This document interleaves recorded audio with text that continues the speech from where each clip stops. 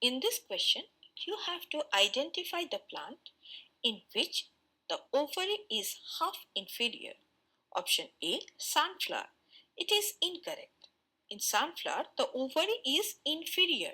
That is, the ovary is situated below the attachment of other floral organs, and these parts appear to grow from top of the ovary.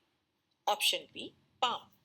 Now in palm the ovary is half inferior. It is also known as perigynous, in which the ovary is partially embedded in the floral receptacle with floral parts emerging from around the middle of the ovary. Hence, this is the correct option. Option C, brinjal.